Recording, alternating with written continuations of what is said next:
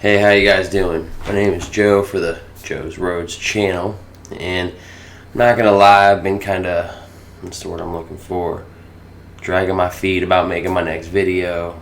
Just been really a lot going on lately with the accident. Get more into that, but so first I figured I'd tell you a little bit about myself and what I've been through and what led me to where I'm at now. But I'm gonna start the story off a little different. This is Sunday, every Sunday, working on cars, listening to the Browns game. Got done with that, went and see my kid for a little bit. Taught him how to catch the ball. He caught the ball for the first time, and let me tell you, that was the coolest thing ever. To see him and watch him understand, and respond, and be able to throw him the ball and him catch it and throw it back, me and his mom, that was a really cool experience, man. And just another reason why I love being a dad.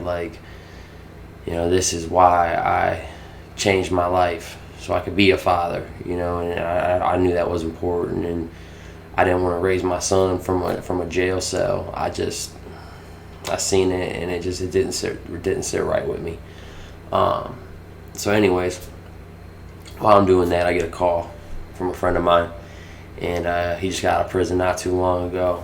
But mind you, this is me and this dude go back. We grew up together. Damn near jumped off the porch together. Went to different middle schools, but we knew each other in middle school and started to hang out and party and kick it with the wrong crowd. We've always been boys, but you know how men are growing up. We can get little petty beefs and shit, but it was never anything too serious that we ever really fell out over. If shit hit the fan, we always had each other's back when it really came down to it. So, unfortunately, though,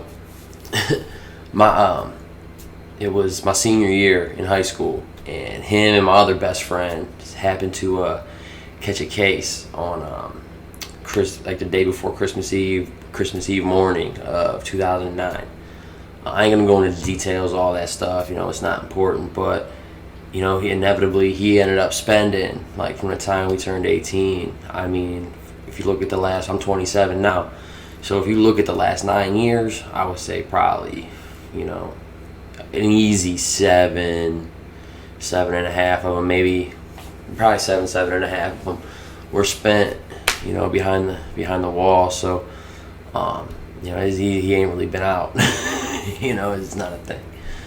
So, he got out not too long ago. Got back to doing what we do best. Same thing I did when I came home. I didn't know no better. I just went back to what I knew, hustling, doing my deal. So, he respects what I got going on now today, that I'm out the streets. I don't really play in that life no more, and I'm a father now. But he always, regardless, he always called me for guidance. And let me back up a little bit. So inevitably, we ended up in prison together, in the same prison, in different units, but in that level 2 joint was an open yard. So if the yard was open, all the units could be on the compound, all 5 of them. So, we seen each other, and down there definitely had each other's backs. It's a much longer story, and I don't want to go into too much of it, at this time. Maybe a little bit later, we'll get down into some more of that. But anyways, so long story short, some shit hit the fan, but when you grow up with somebody like that and they got your back for life, man. You can't buy loyalty like that. And he proved himself to me, man, down there, and vice versa. I always have love for that dude no matter what. I'll go to war with him now if he called me and asked. He probably wouldn't, but I would. But regardless, when things get a little hard for him, man, and he knows he needs someone that just gives a fuck, he reaches out. He gives me a ring, talks to me, and tries to get my opinion on things and listen to what I got to say. But I know it's hard, when you being on that side of it. I never thought I could change my life. I really didn't. It was out of pure desperation that I reached out to the people I reached out to in the beginning. And I trusted them with my life, so I knew anything they told me wouldn't be wrong. But he had reached out tonight, and I called him after I left being with my kid. I left, I give him a ring. He missed a call, but calls me back, and I could just hear it in his voice, man. He was hurting, he needed a friend, and I just went and swooped him up. I had an errand to run, but I went and swooped him up, and we just started talking, man. And I hadn't really seen him since he come home. I've been planning to, we had made some things to get together, but for work, whatever reason, it had fallen through. But I hadn't really seen him yet, and I really had been feeling bad about it. So, I just knew I had to call him back, or I knew if he wasn't busy, I didn't have a ton going on, I had to go see him, and I'm glad I did. Went and picked him up. We just got to talking or whatever, but I could just see the pain, man, in one of my best friend's eyes, and knowing there really wasn't a ton I could do about it. I just had to listen to him and let him know he wasn't alone. That, like, I felt that way too, and I made those same mistakes coming home and got myself wrapped up in a whole bunch of stuff, and almost went right back within 6 months. I got back. I went back to hustling. You can't go back to, for me, I couldn't go back to hustling without using, so that was a double-edged sword. And long story short, 6 months out of the joint, I'm strung out. I'm worse than before. Now I'm on the needle. Life was just completely unmanageable. And when I first came home, this dude, he used to work with me. And all this stuff I've served my time for, so they can't come back and re-indict me on. But regardless, there's this one dude I used to put on, he used to hustle with me. And all throughout my term, I expected to come home and get back with this guy and put him back on, and we're just going to do what we've been doing, pinky in the brain, take over the world. About that, my homeboy had caught a DUI while I was doing my time. And I didn't, being in jail, I was always kind of salty. I didn't hear from the dude. But then when I found out why, it made more sense. The county jail is a little weird about sending inmate letters and stuff. And being that he didn't actually get to the joint, he couldn't send me a letter. Like, the places he was at aren't allowed to write other facilities or inmates or get the mail from him either. So, yeah, it is what it is. I've been there too, so I already knew that was. I didn't know at the time until I come home. But I had this plan. And, of course, as soon as I got out, within the first couple of days, that's who I hit up. What's the move, bro? And he proceeded to tell me that he had been sober for a little bit. He didn't live that life no more. And I was so mad. I'm saying, like, I didn't trust many people, and I trusted this dude with my life. So to not have him on the team was like a huge setback. And my other partner's in prison. I just left him. My other partner wasn't doing so hot either. So, it was just kind of rough out here. But I went back to what I knew and got wrapped up with this chick who was lying about being pregnant with these twins. It got me all spun out, fresh home from the joint. I wasn't doing good, man. I was making terrible decisions, running on fear, anger, just being a complete scumbag. And it messed me up. It messed me up bad, especially when I found out she wasn't pregnant for real. I had let myself believe another child was mine and throughout my term, so coming to grips with that not really being a thing. Me and the chick had slept together, had an affair pretty much around the time she got pregnant, so there was a pretty good chance it could have been, but I never knew there was a DNA test already. It took some more digging to find that out, but regardless, that kind of fucked me up a little bit. But then to have that next one, it was just terrible. I could not get high. Shit. I kept telling myself, if you had these problems, you get high too, and stupid stuff like that. But at the end of the day, it really wasn't an excuse, because within 6 months, I found myself, like, missing prison. Because I was like, shit, in prison, I laughed every day. I wasn't dope sick. I got tattooed pretty cheap, and haircuts were super cheap. They were $1.25, versus a $20 and a tip out here. So I realized how completely miserable I was and how completely fucking crazy that sounded. And I shouldn't be cussing, but it's a work in progress. So, man, I didn't know what to do.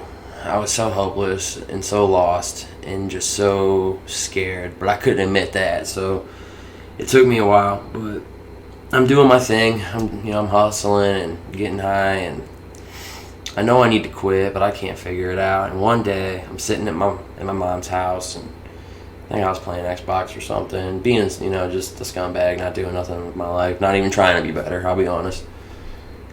And my phone rings, and it's this woman who was like a sister to me. We grew up together. I used to serve her and her mom, and man, that lady used to take me swimming when I was a kid.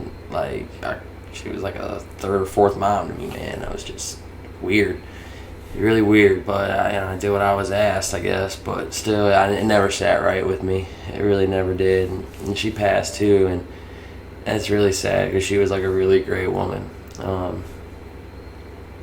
It's really sad. But regardless, I had nothing to do with that. But regardless, where was I at? This woman called me, and she proceeded to tell me that a wire had been worn on me by a mutual friend, and I couldn't believe it. I could not believe it. Especially when somebody else we knew tried to. It's a long story, man. I can't talk about that, but somebody wanted to cause him a lot of harm, man, and kind of asked for my permission. I told him no, because I thought he was a really good dude, Well, he still is a good dude, because this saved my life. And I'll be honest about that. I hold no hate in my heart today for that man. It just really hurt at the time. It hurt a lot, because I really loved that dude, man. I really did. We spent a lot of time together.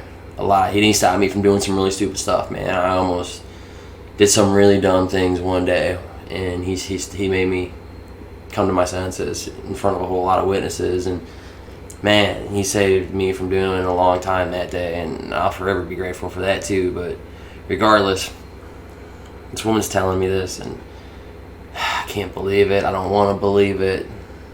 I just don't. But I take it. I think about it. It's like the first moment of clarity I had, though, and I kept trying to tell myself that it would never happen. It's a mistake, This would never happen. And then the next day or 2 days later, I was going to a Circle K, and I walked in, and I'd seen somebody else I know, and they said, call me by my nickname, and the cashier heard it, and she's like, wait a minute, do you know these people? And I was like, yeah, how'd you know? And she's like, oh my God, you just got a wire worn on you. I'm like, how the hell do you know? She's like, oh, well, I know them, and they were talking about it. And I'm like, great, everybody and their mom knows. And then she called me later that evening to be like, dude, you really need to stop doing what you're doing, because it's about to get bad. It's about to get really bad. And that time I listened to her. I listened.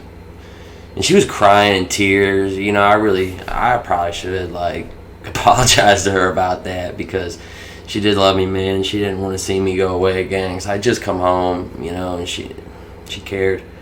She cared a lot. We grew up together. What do you expect? Regardless, later that evening and throughout the next few days, I started to really reevaluate my life.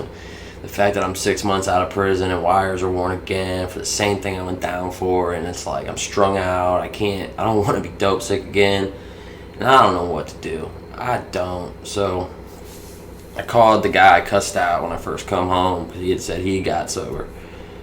I was like, dude, what'd you do, bro? And he told me he went to this really well-known rehab in the area, and he worked some steps, and I'm gonna try my hardest not to get too deep. I don't want to I want to spread some hope, but I also don't want to talk too much about the fellowships that I attended, and I don't want attraction rather than promotion, right? But it's the truth. It's in my story. That's what saved my life. So I gotta be honest about it. Regardless, that's what he told me. He went to this rehab, and it laid a really strong foundation in some 12-step stuff, and he highly recommended that I give it a shot. And I thought about it. It scared me, terrified me, but I was willing. I knew I had to change. If nothing else, at least when I go to jail, I won't be dope sick again, because that was terrible the last time. So I'd at least try to do that, right? wasn't doing very good hustling either. My habit had gotten worse while I was away. Even though I wasn't using, it was like I never stopped. So I was doing quite a bit, and I didn't have the clientele I had before I went, and I wasn't doing good. I couldn't get off a couple $100. It was bad. So I tried to kick it on like a Sunday at midnight.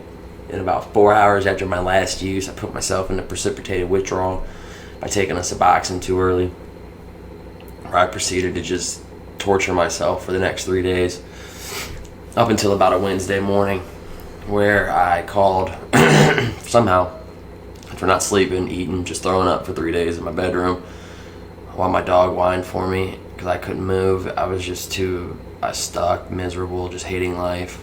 You know, told my mom what was going on. They were all terrified and worried and keeping an eye on me. She was calling every detox she could in the Northeast Ohio area, trying to find me a vet, and they were all full. And I haven't slept. My back's spasming. I just hate life. I don't know what to do. And for some reason, at like 5:30, 6 o'clock in the morning, I just Googled on my phone, like addiction help or something like that. And the first phone number that came up, I called, and it was the phone number to the Akron area intergroup. And the lady's like, "Hey, how can I help you?" And I was like, "I'm dope sick for 3 days. I want to die, and I just need help. Where do I go? What do I got to do?" And she's like, "It's not much I can do. There's a meeting at this time at this place. If you want to go there, and you'll know what to do." And I was like, "Bet, I'll be there." And I'm expecting this lady's going to be there looking for me at this point. It doesn't work like that. So I tried to wake my aunt up and be like, "Hey, let me borrow your car." And she looks at me like I'm crazy. And she had every right. But she said she'd take me early as hell in the morning. And she did. And I walked into this AA meeting for the first time willingly in my life. Every other time is like court ordered or something. And for the first time in my life, I willingly walked into an AA meeting and I sat down and I introduced myself as an alcoholic. And it was a 24-hour book meeting. I don't want to say which one it was, but it's an early one in Akron. You can figure it out. I went and I read the reading, but it didn't really make a whole lot of sense to me. But when it got to me, I think I was as honest as I've ever been in my life. And I told that group of people that what had been going on for 3 days, and I physically could not take it anymore. And that after that meeting, I was going to get dope and get high. And I just didn't think I was going to make it. So an older black gentleman who was a pastor, who actually redid my mother's roof, he's a really great guy, good friend, good family friend, and at this point, he pulled me aside and told me to wait after the meeting, and he wanted to talk to me, and he did, and he told me he could get me help, and he could get me into detox that day if I was willing, and I was terrified, but I listened to him, and my aunt drove me to a sober house in Akron, where they made some phone calls. And I waited there for like an hour, dope sick, just hating life, wanting to die. And later, it came down and you're like, "Hey, we got you a bed. We pulled some strings. You got to be at this hospital at this time. They're going to take you into Ignatia Hall." It was a godsend. And I'm not going to lie to you, I scored that day and got high and saved some put some up for later, just in case, because you know how us addicts work. But I went to detox that day, and stayed for 5 days and tried my hardest in there to stay and not leave, and it was torture. I couldn't eat, stayed in the shower constantly, trying to sleep. It was miserable. But I got introduced to some AA people, and I met some people that I still see today and have rode motorcycles with, so that's pretty cool. What's up, Dave?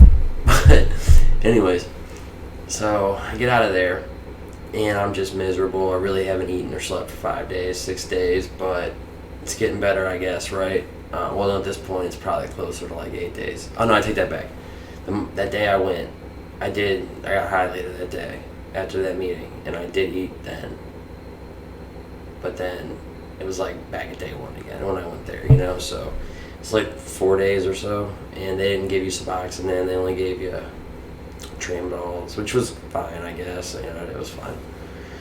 But that didn't work, unfortunately. I still had that dope at the house, and it just called my name that whole time. And I did it, and I started right back off running again for a month. And this time it had gotten worse because I did that $100 bag and I didn't feel nothing. And I knew I couldn't afford to keep doing it that way anymore. And part of me was like, until you use the needle, are you really ready? As much as for as long as I put it off, it was almost like the last thing I had to do before I could get out of it. Maybe, I don't know. It was crazy, but I ended up crossing that line I said I'd never cross because that $100 bag didn't get me where I needed to be. And I called a friend from kindergarten, lied to him, and told him I'd done it before, but I just didn't really know yet. I needed you to do it for me, and promised to get him some too. And man, he was so mad at me later, but you know how that goes. But he's doing really well now too, and I'm really proud of him. He just became a dad. Good job, bro. Proud of you. But regardless, that just got even worse. In that 25, 30 days, I did do this. I did get on the list for that really prominent treatment center that's here in Akron. I did do that, but you can't just go the next day. Then you had to go to these treatment readiness classes and twice a week and wait on a list and call, and there's a process to make sure you were still dedicated, which I guess isn't a bad thing, but I followed the rules. I went to the treatment readiness class, but I was still using, being a scumbag. The first day, the student teacher who was teaching the class for the lady tried to kick me out because he knew I was high, and then she made him make me stay because she said I wanted it because I showed up. Miss Tony was an amazing lady. But I went high every day, and then through the course of that, me and my other best friend were getting high together, and he fell out really bad, and I thought he was dead, but I brought him back to life, and he's still alive today, thank God. But that was it for me, man. Like, we were getting high together, and I put a lot in my spoon. It was a ton. He didn't have much in his. Threw some in his, and he still didn't even have half of what I did, and we both did our thing. And I look over, I'm just untying, and look over, and he's turning blue. I'm freaking out now. I'm not high no more. I jumped up, smacked him a whole bunch of times, got him to open his eyes. He did. I made him stand up and start doing half-ass jumping jacks, putting a Subway sandwich in his hand and a Mountain Dew. You need to get your heart rate up, bro. I was terrified. I just seen his mom for the first time in years, a few days before that, and all I could think about was telling her that I killed my best friend. And I just couldn't live with that no more, man, because it was a different game now. This fentanyl I'd gotten here before I went to prison, that wasn't a thing. And and after I'd come home, it was, and people were dropping left and right, and it was just I'm not immune. That was my best friend. He's a big dude, 6 foot, 200 pounds, 170 pounds. He ain't a little dude. So if he can go, anybody can go, and I can't believe I did twice that and didn't fall out. It was terrifying. And I went to that treatment readiness class, and every day I did my check-ins. All right. My stress level was always really low because, I was high, so what can you really be stressed about when you're high? Not much, until you start to come down. So that day I went in, they're like, what's your stress level? And I told them a 10. And they're like, but why? You're always fucked up. I never was again. And I told them what had happened with my best friend, and I told them that I didn't think I was going to make it another 8 to 12 weeks to IBH. It probably wasn't going to happen. And that was really nice knowing them people, and they were really cool, and I hope they all made it. That's what I told them. That's how I felt, It was crazy. I went home and took a nap and woke up to the guy who had to call every Wednesday asking me if I needed detox because they had a bed for me. I couldn't believe it. I wasn't trying to pull a scam on him, man. That was really what happened, and that's really what I told him, and I really felt that way. And I couldn't believe it. I almost felt bad because I didn't feel right going before these people that had been waiting, but I also knew it was kind of every man for himself, and at that point in my life, I'm a survivor, man. If it comes down to me and you, it's got to be me, I got to live. And I went, but mind you, I had just got out of prison 6 months, 7 months prior to that, so I was still kind of institutionalized after doing close to 2 years.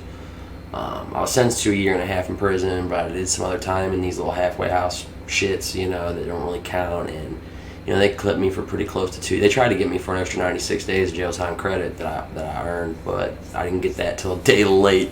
Literally, they released me a day late from prison. It is what it is. But regardless, I told him, I need detox, and I went to a different detox, which is ironically right across the street from the first one.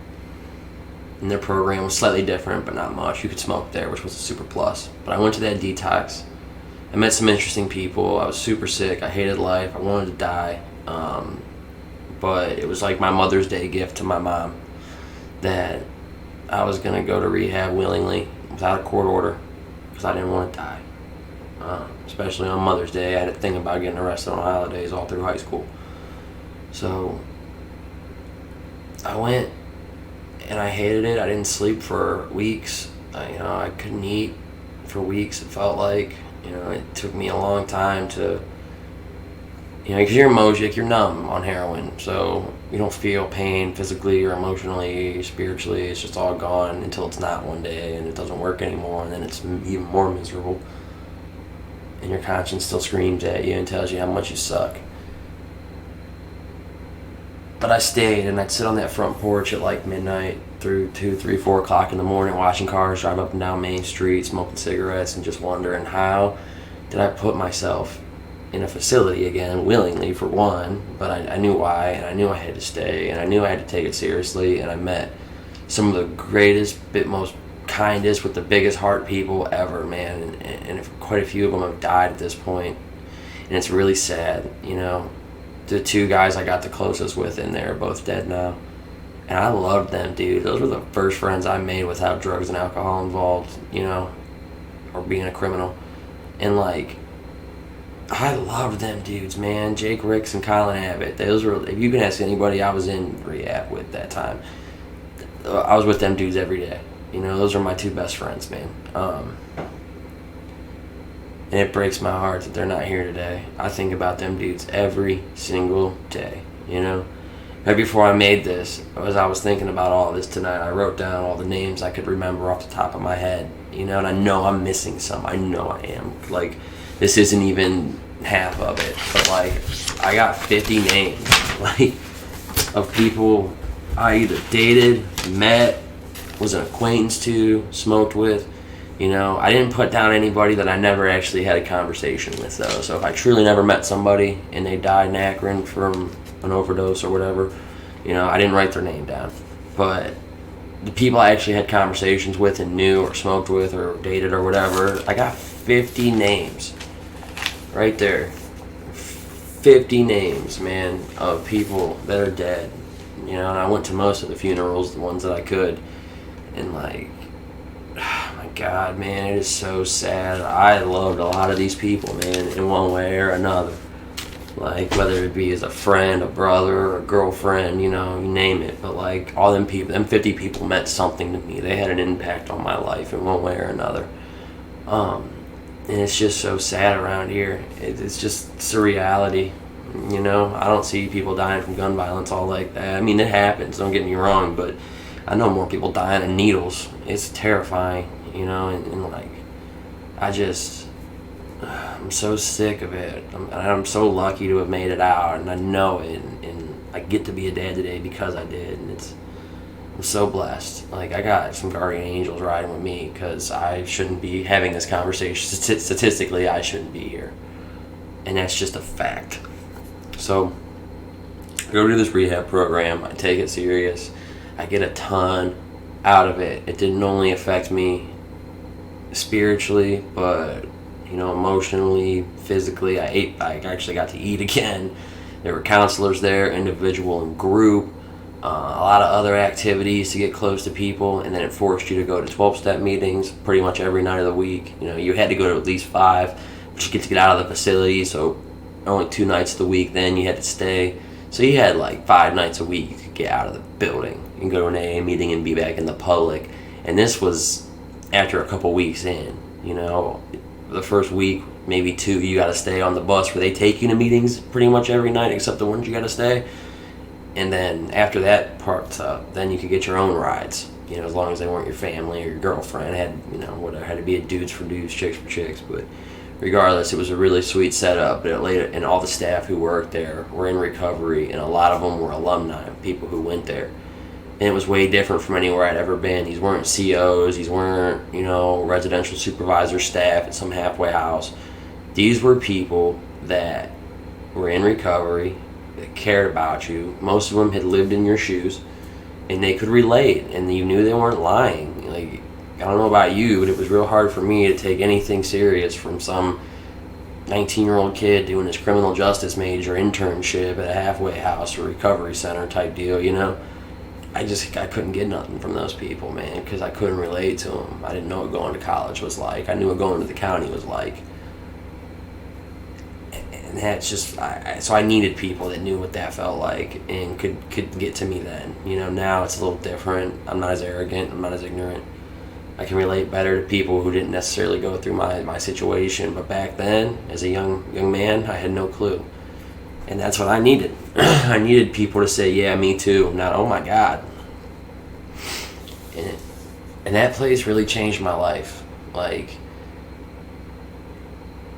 up until that point, I never really thought I was an alcoholic per se. I knew I had a problem with drugs, but that place changed my opinion on so many things about God.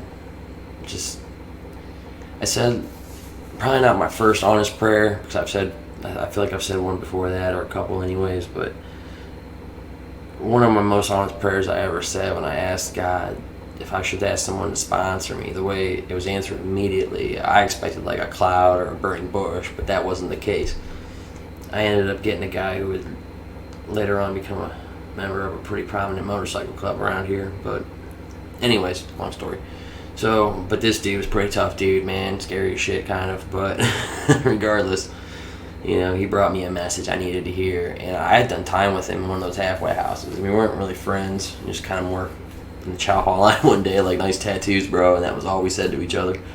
And I seen that dude and asked him if he was in that place in 2013, and he said, yeah. And then we sat down and started talking, and the first thing he asked me was if I had a sponsor, and I told him, no, but I'm thinking about asking this guy, and he's like, who are you thinking about asking? I told him. He's like, wow, that's interesting. Let me ask you a question. What would you do if the person you love the most got in a car accident right now and was in the hospital? Would you leave this rehab to go see him? And I was like, well, if they let me. He's like, oh no, they'll let you. They'll take you and pick you up or whatever. They're pretty flexible about that. But would you go see him? And I was like, of course. He's like, how long you got sober? And I was like, a couple weeks, 3 or 4 maybe, something like that. Not quite a month yet. And he's like, that's great, man. It's a long time. Remember when I couldn't do that? But he's like, it's good you'd go see him. Who is it? And I told him, probably my mom. She's always had my back and hasn't given up on me yet. He's like, you should, man. That's important. Especially if it's like the last time you'll ever see him, He's like, but can you look me in the eye and promise me you wouldn't use or drink or get high about it? And I thought about it for a second. And mind you, 10 minutes before this, I had just kneeled at an altar for the first time in my life and asked God if I should ask this man to sponsor me, okay? And then I kind of left feeling stupid because nothing happened, It wasn't instant after I got done talking, so it wasn't good enough for me. And I really felt stupid. I left kind of cursing God, like, great, that was pointless. And I walked myself out the door right into this conversation because he's sitting right outside the chapel waiting for me to get out so he can use it. And he asked me those questions, and I really thought about it. I thought about everything that had happened up to that point, what I would do. And I looked that man in the eye and said, I probably would. I might not shoot heroin first, but I'll probably drink or smoke or do something. Take a perk, My mom's dying in the hospital. Dude, why? I'm a junkie, man. I can't deal with that. That's nuts. You would get high too, And a lot of people won't, though. A lot of people know that's not the right answer, that only makes that situation worse. Me, I was too selfish for that, It was all about me and me not feeling my pain, whatever I perceived it to be, whether it was justified or not. Well, I told him the truth that I probably would. And That man looked at me and said, and that's why you need a sponsor. So he's like, you need to do anything you can to get on the phone. Because you weren't really supposed to use the phone that time of the day, but you need to do anything you can to get on the phone and call that man and ask him to sponsor you, because it might just save your life. It's like, but I gotta go. The guy I was here to see is with his counselor. I can't see him. I was just waiting to use the chapel. But you have a nice day, man, and make that phone call. And that sponsor you want to ask, that's my sponsor. So I'll know if you made the phone call. And that really was his sponsor. He walked. He was kind of, like I said, an intimidating guy. So I walked down and got my smokes and went outside and lit a cigarette and looked up at the sky and was just like, thanks, dog. You know? Like, I didn't know what to say. I was dumbfounded, you know. I couldn't believe it. I really couldn't believe it that my prayer got answered that quick by that guy of all people, you know. It was like, wow, maybe there's something to this. So I made that phone call and I asked that guy to sponsor me. Long story short, he had a lot going on at the time, full custody of his kid, going to school and work. He didn't really have the time to sponsor me, but his best friend, on the other hand, who works out of town on these crazy shifts, but is like home a lot and then gone a lot, so he was home for a few months, and he ended up taking me through the steps. And I did it to the best of what I thought my ability was. There was a lot going on in the rehab I was at that time, and at that time I was becoming more of a senior member. I had got moved out of the dorms into a two-man room with a connected bathroom even more, so it was the only room like that up there, which was really cool.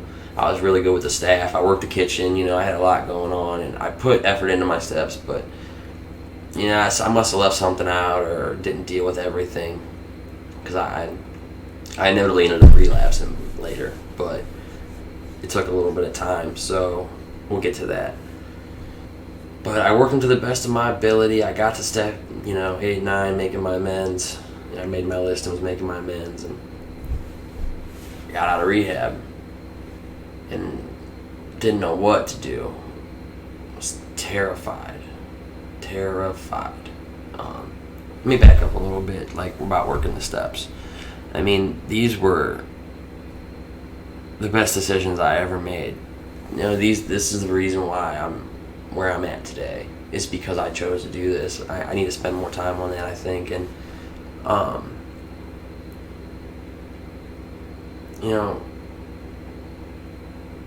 tried reading the book when I first got there, the big book, and it didn't really make a lot of sense to me. Parts of it made a lot of sense, and other parts I had a lot of questions about, and I didn't really know who to ask, and I felt kind of weird asking. I treated my first few weeks, maybe a month in that rehab like I was back in prison, because that's what I knew. And I went back to survival mode. I mean, I had never voluntarily put myself into a facility before, but I didn't know how to act. And I mean, all I talked about was the joint, but to be fair, that's where I'd just been the last, almost 2 years, was in jail.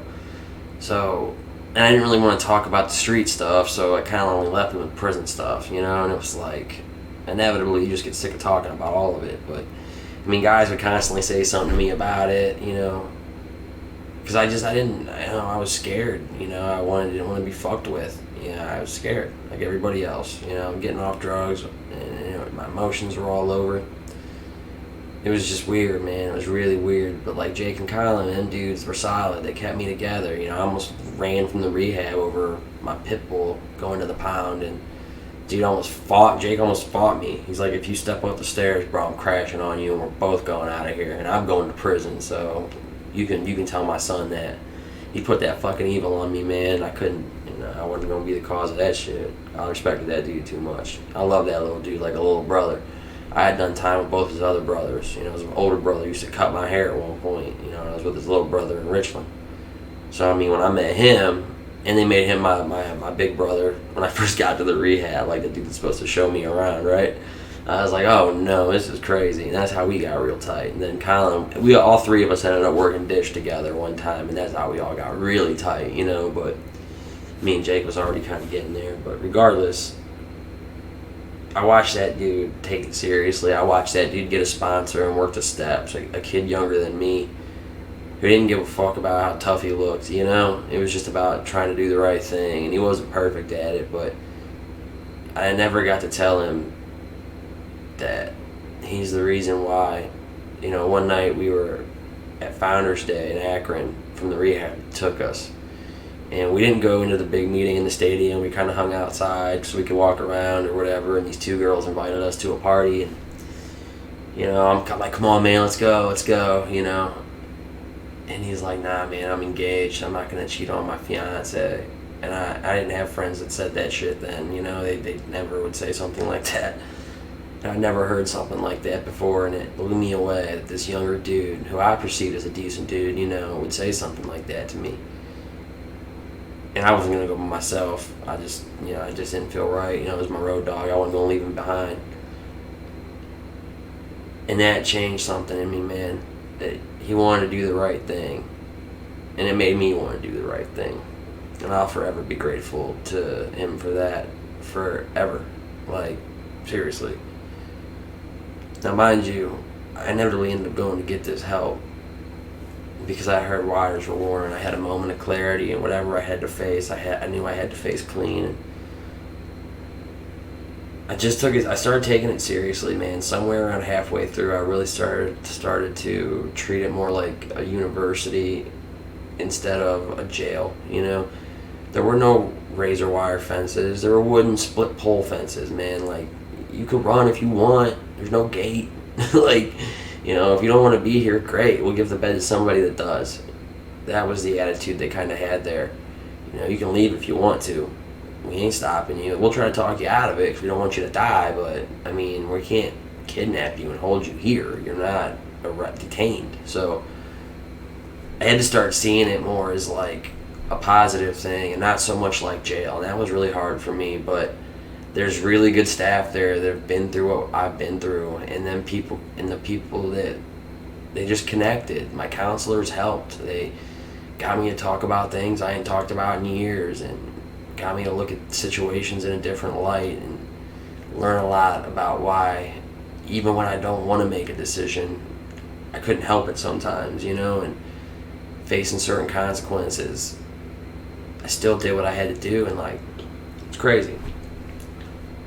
I'll forever be grateful to the staff and the counselors that worked there and played a role in helping me change my life, because without them I never would have made it. Seriously. I wish I could tell you their names, but I want to respect, their anonymity or whatever and not put them on Front Street, but those people were amazing. They were amazing. So I worked my steps. 1, 2, and 3 were, for me, they were pretty much there were paperwork and worksheets and stuff that came following back up. The first thing I did was 4 absolutes. I had to read the pamphlet front to back, write down 10 ways I was and wasn't those things, and discuss them with my sponsor. That laid my foundation for the concept of God. I'm not really sure what God is. I'm not here to tell you to believe in one religion or another. I don't really know what religion's got it right. I like to think, to me, God is the 4 absolutes. Love, purity, honesty, and unselfishness. And if I can be close to those 4 ideas, I can be close to God. The rooms told me that God could and would relieve my alcoholism if he was sought. And the key word I found there was sought, like to seek, to look for. Not understood or kicked it with, drank coffee with, knew everything about, but to seek God, to look for God in places and in things and in yourself. And if you do that, your alcoholism can be relieved, and you can, have that change of heart and character. And I truly believe that's what happened to me. Because you took a guy that was ruthless in the streets as a criminal. I had a good heart for the people I loved, but if I didn't care about you, it wasn't good for you, man. So, and I don't mean to say that and sound like some tough guy. I wasn't. I was terrified, and I felt like I had to do tough things to keep people's respect and keep myself from being a target. But at the end of the day, I've been won some, and I've probably lost more than I've won, but I only tell you about the ones I lost. People don't lie about losing fights usually. So the first 3, like I said, were mainly decisions for me with some paperwork attached, but I made those. 4 was hard. I drug my feet. I was scared of it for some reason. I've never seen a piece of paper jump off the table and cut somebody, but felt like it was going to. It brought up a lot of emotions and people I hadn't thought about in a long time, and It made me mad, like I think it does most people the first time around, but the second time around I did it in a day versus the first time taking me weeks. But I did my first fifth step and felt so relieved to get all that stuff off my chest, and that's when I started to feel the change happening, and people around me started noticing it. Because I was taking it seriously, you know, I wanted to be better. I didn't care to be the coolest guy on the compound anymore, you know? I just wanted to live. I wanted to survive. I wanted to have a kid, you know, I wanted to make it. I didn't want to die before I hit 25, you know? At the time I was 23, 23 in 2015. So,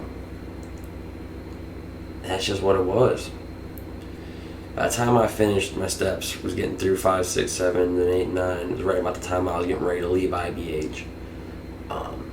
Then I did. I graduated successfully. I completed my goal. That was the first program in Akron I've ever successfully completed as far as the treatment stuff goes. And it meant a lot to me. It meant a ton to me. I know it meant a ton to my mom. And I got to give her son back.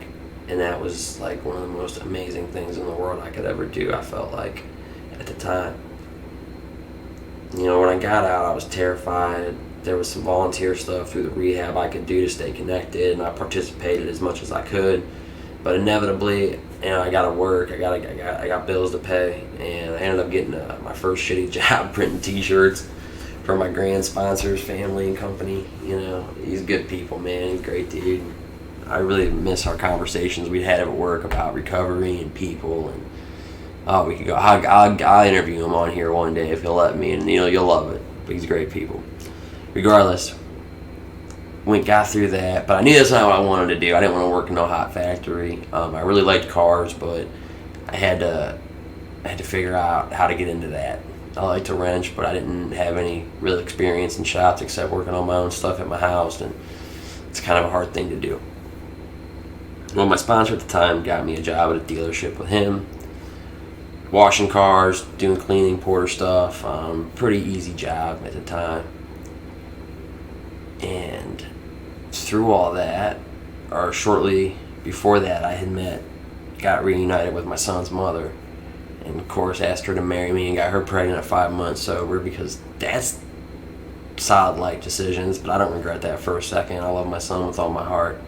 You know, I'm glad. I'm really glad that I made the decisions I made, but I'm not going to tell you that it was easy or we didn't struggle or any of that stuff. It still is. It's anybody. But because I made the decisions I made, I get to be a father today. Well, we get together shortly after I got out of rehab, probably 3 or 4 months. I got out at the end of July, and then we were talking again by the end of August, September, and then by the end of October, November, sometime through October, I think, maybe like September, we started dating again. Shortly into that, I got her pregnant. I asked her to marry me and got her pregnant, and then moved her into my mom's house because that's the kind of guy I am. A wreck. Super dysfunctional. But I was just trying to make it work. I had to make it work. And then I got the job at the car dealership right around that same time in November. And I worked there. And I did pretty well for a few months up until January. First of the year comes, birthday comes, turned 24. And a couple weeks into January, one day I'm washing cars and I get a call from my aunt. The U.S. Marshals are at my mother's house looking for me. And what? So I call my attorney. He tells me to come down to his office. We'll figure this out. I go tell my boss I gotta go. Something's going on. I gotta figure it out. I go to the locker room, change my clothes. I'm walking out the back door, and some dude says, "Joe." I look, and he says he's a U.S. Marshal. And stand still. That wire that got worn before I went to rehab came back to bite me in the ass. Well, I fought that case from January to June. Almost went to trial. Didn't get a deal until the day before jury, so like the trial and stuff would begin. And I had letters from the rehab, both my employers,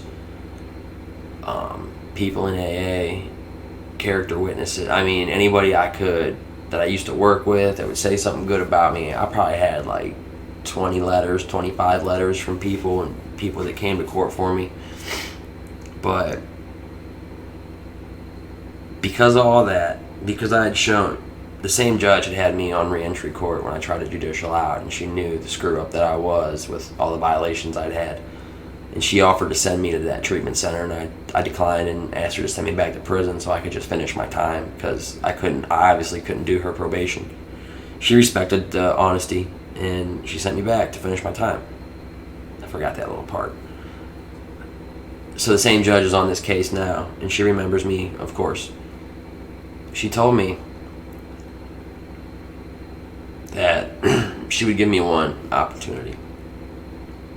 That even though I'd already been to prison, given what I'd gone through, and the fact that I went and got clean and turned my life around in the 9 months since the crime had actually happened, that she would give me one opportunity under the understanding that my first violation, I would serve every day of 2.5 years, because all I could get me for was 2.5 years. That was the max. But I would serve every day of that sentence. Day for day, no good time. And on top of that, if I catch another trafficking charge, I would also be subject to an MDO specification for a major drug offender, which is, I think, don't quote me on this, I'm not a legal expert in Ohio when it comes to that stuff, but I was told that it was a 10-year mandatory specification before you see the time for your charges. Now, I haven't done much research into that because I haven't caught another trafficking case since then. I don't plan to, but regardless, that's what she promised me, and I believed her. I believed every bit of her. The only problem was I had relapsed about a month before that, because I thought, I've been fighting this case from January to June, and I hadn't got a deal. I figured I was going to prison. I wasn't going to get to see my son born, and the promise I'd made to myself I would break again. And it just, I wasn't really sleeping or eating right. I was working 6 days a week to try to keep my head clear, and it just wasn't working. And inevitably I relapsed. I couldn't take it anymore, and I started getting high again a month before my sentencing. And as we walked, because mind you, I didn't know this was going to happen. Like the day before, my attorney calls me while I'm at work and says, "Hey, tomorrow we got to go to court." I'm like, "Why?" He's like, "I think we got a deal, but I don't know." I was like, "Well, we go Thursday for trial." He's like, "Just come tomorrow for open court." Like, all right.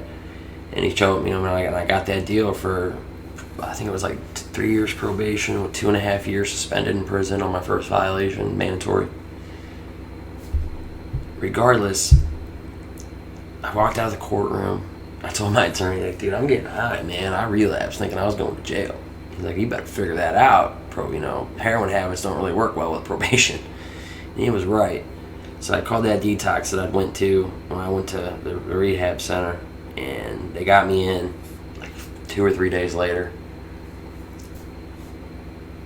And again, started this journey now. I didn't feel like I needed to go back to rehab because I already had a pretty strong foundation on Alcoholics Anonymous at the time. And while I was in detox, 3 people from AA came to speak to the detox. That's what they do around here. And all 3 of those dudes that came that weekend asked for me by my name. Like, I was laying in bed sick, and the nurse would come wake me up and be like, "Hey, such and like someone's here from AA to see you." And I'd be like, "Who?" And she'd tell me, and I'd know who it was, and I'd like that person a lot, and I won't say their names, but I got my sick ass out of bed and went and saw every one of them guys that came in and asked for me. I owed them that, and that meant the world to me. Unfortunately, one of them's dead. The other one almost died, but falling off a building. That's crazy. You get sober and fall off a building, dude. You know who I'm talking to. Love you, buddy. But them guys came and saw me, man, and it meant the world. And it did. And I'll be honest, I only been using for like a month, so I wasn't as sick as I'd been previous times. Probably about a good couple weeks, maybe a month. I know my son's mother hated it. She was pregnant, and I was miserable, and it was just a hard month after that, up until my son was born. But I hit the ground running. I was going to meetings every day. Like, I didn't miss a beat. I'd called the probation department, the lady you first do your interview with, and told her I needed to go to detox. Probation was on board with it. They let me go. They didn't violate me off rip for it. I met my PO, and she told me, don't play with me, and we'll be all right.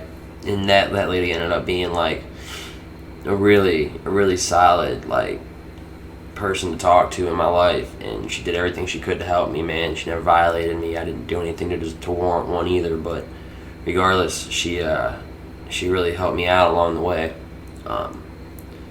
So, I hit the ground running. I went to meetings every day, sometimes 2 a day. I was active in the fellowship. I did everything I could for the program to get the program, When I got out of detox and was actually going to meet my probation officer for the first time, my first sponsor called me, and he was the one who got me the job at the car dealership that I just had to take off work from to go to detox. And he worked, obviously he worked there, he was my boss, and I didn't actually talk to him about going to detox. I went over his head to my service manager and told him. That's like everybody but him. I was kind of scared, I'm not going to lie. I'm sorry about that, buddy. But I was, and he's like, what's your plan, dude? Like, what are you going to do? And I was like, I just need to get back in the rooms and work these steps. And he's like, that's cool. Too bad it's not going to work. He's real cryptic like that. I was like, what do you mean, dude? I was kind of getting irritated at that point because I had to go see the PO. And he's like, dude, anybody can sit in the rooms for an hour and just take up space in a meeting. Those people don't really make it. They usually die. He's like, the ones who make it, they get the program in their heart. It gets inside, dude. It's not about getting in the program. It's about getting it in you. That's the difference, bro. And I don't remember any of the conversation after that, but those words, I never forgot them, and I took that moving forward as, this is what I need right now. This, apparently I've been directed to this by so many different people that this is literally what I must need, and I'll at least give it an honest try. If it doesn't work, oh well. So that's what I did, man. And one of those guys that came and seen me asked me what I was doing when I got out, which happened to be a Wednesday, and told me to meet him at his home group. And if I didn't show up, he knew where my mom's house was because I'd done some car work for him, and he promised me he'd show up. He's kind of a big guy, too. He's an iron worker, so he'll probably beat me up at the time. Dope sick and all. But regardless, I met him there. And I reintroduced myself and told everybody I messed up, and started the path again. I seen a guy I went to high school with who was doing really well, had a lot of time. I asked him, and he had like a tremendous love for God, and I asked him to sponsor me because I'd missed something before, and we did that, man. We got into the book and got into the steps, and had a very, very profound 4th and 5th step with that guy out at Lake Milton in Ohio, and I'll forever be grateful to that man. I feel like after that 5th step, when I took that hour of meditation, I truly felt like I sat with whatever God's in this universe on the side of that lake. And it was, it still is one of the most spiritual moments of my life, and I'll forever be grateful to him for that and helping me have that experience. And man, that's like really when, for me, I felt like the scumbag leaving, or trying to, that like, I knew I wasn't alone, and it may sound corny, I'm not, like I said, I'm not here to tell you what God to believe or not believe in, man. I'm just telling you my experience. And for a guy who compulsively couldn't quit doing drugs and breaking the law to be like a decent person today, like, because of this stuff, it's tremendous. I continued to go to AA meetings for a long time, and recently I've just been extremely busy. There's been a lot going on between. I've started a company of my own car repair business. Obviously my son's getting older. That demands a lot. Mostly the business takes 60 to 80 hours a week out of me. It's an all day, every day thing, seems like sometimes. So like recently I've been extremely busy with that, but it saved my life, man. Those rooms, those meetings, those people, and those steps, that's what brought me out of the streets. That's what brought me closer to God. That's what offered me that psychic change of character in those 9-step promises. It's amazing, man. It's really amazing. Like, I get to be a father today. I really do. Like, I get to see my son whenever I want. His mother had to go through what I had to go through to get close to God. Not as bad, obviously, as I did. She's a great mom. But she's getting where she needs to be. And I'm super proud of her about that. And I really am. Really am. I didn't have to force it on her. she decided that's what she needed, and I supported it 100%. And I keep my ass out of it because I got no business trying to run any of that. That's between her and God, and I got no place in between any of that, which is awesome. It's less stressful that way. So, regardless, I probably say that a lot, a little too much. Someone count that. Anyways, let's talk about how it is today, right? So a month after I got clean, I had my kid. I did extremely well on probation. I probably turned in more meetings than anybody. My PO didn't have to be on me about meetings or the IOP I had to take or anything she asked me to do. Drug tests, I did it. I never failed a drug test for her on papers. I was on papers for approximately 14, 15 months. I got put on papers in June and got released in September of the following year. Now, I had 3 years on papers, and I had not paid off all my fines, but my PO was so impressed with my dedication to Alcoholics Anonymous at the time and the pursuit of my career. I ended up getting a job in a shop as a service writer, and then would inevitably be the service manager and a mechanic there. But I had, between having the kid and doing as well as I had done for that 15 months, she gave me very little, zero headaches. And I really appreciated her being there for me and helping me through my probation and not just looking for reasons to mess with me. She was really cool, and I'll forever be grateful to you. So if you see this, I don't even want to say your name, but if you see me, I'm sure you know who I am. So I'm forever grateful for that. I really am. Thank you so much. And I never forget when I got that job at that shop. I worked there for a week and a half, maybe. Not even a whole. I think it might have been just less than 2 weeks. And I had got a speeding ticket like a week before that in the Valley, because I just got a Harley a few months prior to that. It was my first summer riding, and I got a speeding ticket, and that probably would have been my first violation. And I followed the procedure correctly. And when I seen her call, I thought she was calling about the speeding ticket to tell me I had to go to court. Instead, she was calling to tell me to have a nice life, and I never had to report back to her again. And I could not believe it. I couldn't believe it. I'm not one that ever gets off papers early. For that judge on reentry court, I had 7 or 8 violations. It was bad, dude. It was bad. So, obviously there must be something to this program stuff, because it took a guy that habitually violated his papers and could not complete a successful judicial release, which is a whole nother crap show of a story, man. Like 15 days, I made it out. I got released on October 15th from ODRC custody and locked back up on the 30th to bounce around a few halfway houses before I ended up back in prison. 15 days. I didn't even make it out of the month. It was that I just couldn't not get high, to be honest. But I worked at a shop for few years. Now I had been wrenching, for a while now before that and doing that stuff. So learning. I got with a guy who was a phenomenal lead tech, taught me a ton about diagnosing cars. I still work with him today. Me and him were the only primary employees at that shop for our time there. There was one guy in the beginning who didn't last, who only lasted a few months. But predominantly for the almost 2 years I ran that guy's shop. It was just me and that guy there, and we turned a failing shop around. We did great. Unfortunately, the boss was a scumbag. He didn't send the state the child support he deducted from that man's paycheck, and that caused a huge storm. That guy got really upset, every right to be. He fired him for it. It got even worse, and then once I lost him, I was the only tech for like a month.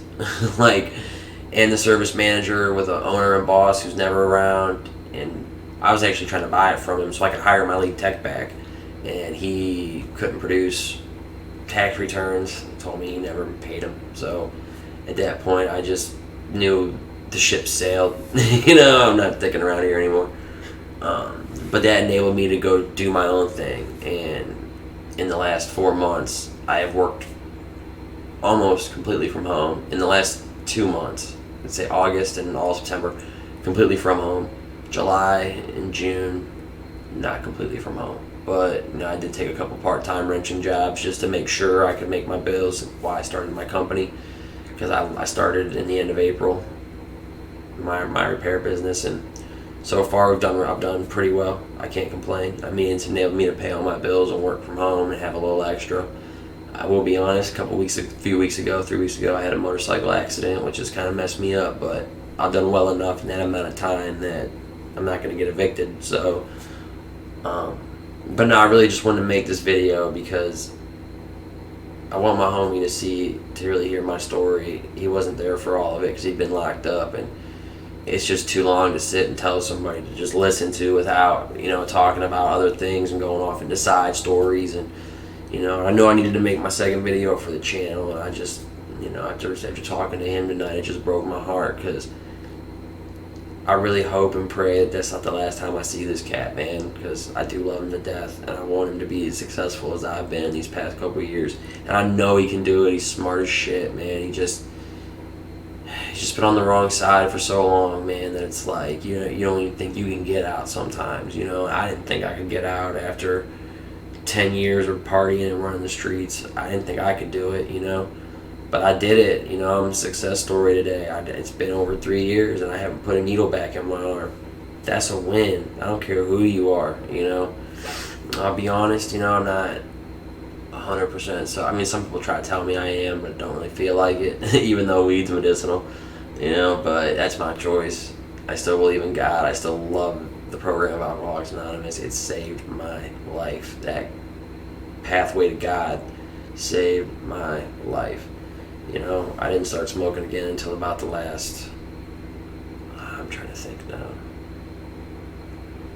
I want to say it was about,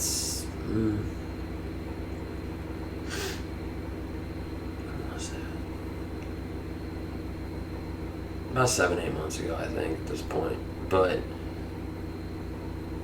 regardless, I don't want to take psych meds. I don't trust pills from doctors anymore. They told me Percocets were safe, and that just snowballed into a whole fucking heroin addiction.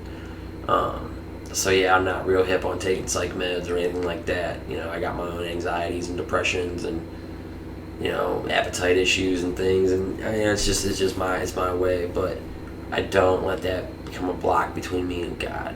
And it's not going to stop me from being successful. It's not going to drain my bank account or send me back to prison. I have no tolerance for people that do hard drugs in my life today.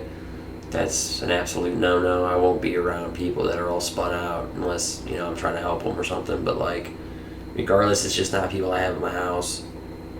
That's just how it goes. I don't drink. Still haven't drank. It's been an even longer time since I've drank alcohol.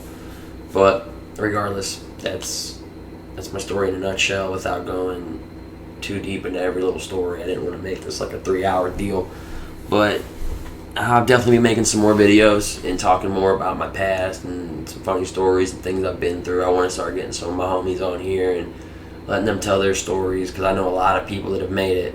I know a ton that have died, but I know a lot that have made it too, and a lot that are awesome people today and help as many people as they can. And I'm just really blessed to have been able to spend some time with all these people, man. I never felt like I deserved it. I feel like I paved the way to a lot of destruction and just wasn't worthy of it, But I understand today that everything I went through made me who I am, but I still have to make it right. And sometimes making it right might just be holding the door for somebody, or asking somebody if they need help, with their groceries or taking the trash out to the street or whatever it happens to be. My neighbor's an older lady next door, and anything I can do to help her, I will. If a car needs brushed off when it's snowing or anything she needs, man, all you gotta do is ask. I ain't gonna charge her, it ain't like that. So that's just where I'm at today, man. A guy that committed a lot of felonies and hurt a lot of people and did a lot of drugs, and just overall was not a good person, to today where, my mom's proud of me again. She trusts me. My little brother trusts me, my family doesn't get super sketched out if I come around. Like, I can drive their cars, stuff like that, you know. She can send me to the store with her bank card to buy groceries for her or whatever, you know, or Pepsi for their house or whatever it happens to be, you know, and knows that, like, I'm only going to get what she sent me to the store to get, you know. It's be like that. Now, granted, I don't live at my mom's anymore. I have my own spot. I live alone. It's interesting. I like it for the most part. It gets a little quiet sometimes, but, you know, when my kid's over here, it's great. And then I run my business out of here. I just do my little thing and try to stay out of the way. And it's been a success. It's working. I'm getting where I need to be. You know, in the next month or two, I should be signing papers on my own legitimate building to run my business out of. So I'm not working out of my personal garage, but even that's going great. I'm not complaining. So, but none of that would have been possible had I not went to IBH or had I not laid that foundation in the 12-step programs. You know. And I spent that first two and a half years or whatever it was, completely abstinent without anything, you know. And then later, when me and my son's mother split, and all the anger and anxiety and fear and insecurity, you know, I just dwelled on that for months after that. And, you know, inevitably it was just like, you know, they wanted to put me on these psych meds, and I was like, nah, man, I'm all right. You know, I was like, but I'll just go back to, you know, I'll try smoking a little reefer and see if that helps. And, you know, so far it's been all right, and it's been treated more like, you know, a medicine versus, you know, a way to party and kick it. But I mean, that's just my experience. That's what I've seen. You know, I'm definitely willing to answer any questions you guys have. You know, feel free to leave questions in the comments. I'm going to set up an alternative email probably for this so you guys can get at me that way too. I don't have an Instagram. I do have a Facebook. That's a little more personal. Maybe I'll do maybe I will set up like an Instagram or something, a little more, or Twitter, just so I can keep you guys involved. If this actually takes off, man. Like, you know, I don't know where this is going to go. You know, sometimes I just need to talk about what's going on with me, and if I can spread a little hope. You know, I really I wanted to make this for my homie, man, and it's hard to get all that out, you know, when you're actually talking to somebody. You know, sometimes you just gotta listen, and that's really hard to do, and you ain't seen each other in a long time. So, regardless, man, I love you to death, bro. I'm praying for you. You know, I'm in your corner. Take my advice so you live and can have a life. You know, you deserve it, just like me and everybody else, bro. You got a good heart. I know it. Just don't let that fear and insecurity and that need to, you know, be like that ego, man, that need to be the one on top get you killed. Because there's a ton of people that are gone now because of that. And like, we're not bulletproof, man. We're just not. I mean, 50 names off the top of my head that were best friends, ex-girlfriends, dudes I got high with, people I met, you know, people I did time with, went to high school with, you know, and that's just just the people I know. It's insane, you know. I don't want to add. I know I'm missing some, you know. I know there's more. That's just 50 off the top of my head, like in like 20 minutes, half an hour. So we're not special, man. Any day can be the day. That's why you just gotta try to live every day your best, you know. God forbid if something happens to me today, man, I just want everybody to know I loved them, man, you know, and that I tried my hardest. Not that, you know, there's all this left unsaid and there's so much potential, and if you only were to turn it around, like, I just don't want that to be my story. I don't want no one standing over my casket because another young man died in the struggle. Like, it's ridiculous, but it's about all I got for right now. I'll definitely be elaborating on some more stuff in the future, but until then, thanks for tuning in. Peace.